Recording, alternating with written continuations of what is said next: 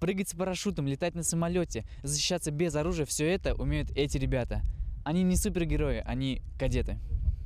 Гора новостей на аэродроме Первушино. Здесь проходит летную практику курсанты. 100 кадет из Уфимской образовательной школы-интерната города Ишимбай, из кадетского корпуса индустриального колледжа города Мелеуз. Из них выбрали 30 лучших, кого допустили к этим крылатым машинам. Они сами управляют этими сверхлегкими самолетами.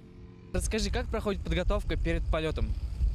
Подготовка перед полетом у нас проходит первое время практика, потом уже после практики мы проходим какое-то обучение при вводе самолета. Нам показывают, какие кнопки нужно нажимать, показывают всю диспетчерскую. Что делать, если у тебя недоступны методы общения с землей вот по радио, по микрофону?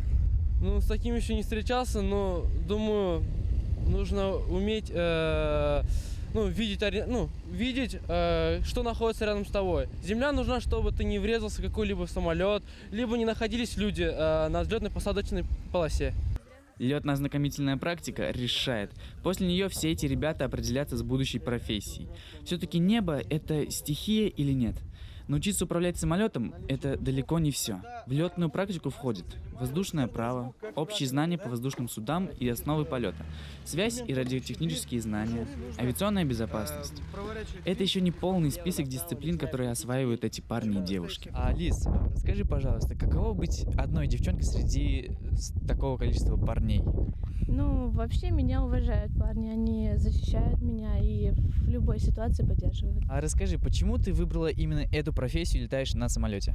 Пока я профессию не выбрала, когда мы приезжали сюда первый раз на 10 минут полета, я ориентировалась, надо мне ли это или нет, и поняла, что это мое.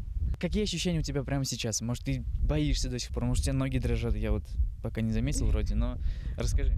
Я не боюсь высоты, поэтому мне в кайф было летать. То есть ты вообще не боялась, села за руль, как за руль велосипеда? Да. Я еще прыгала с парашютом, поэтому мне уже ничего не... Сколько раз? Пока один, планирую еще 2 раза. А с какой высоты прыгала? 900 метров. В самолете лишь 2 места, для курсанта и для инструктора. Если честно, я очень хотел полетать, но такая возможность выпадает лишь кадетам. Они уже давно сделали свой выбор и знают, что полет — это не простое развлечение. Это еще и большая ответственность и значимость для всей страны.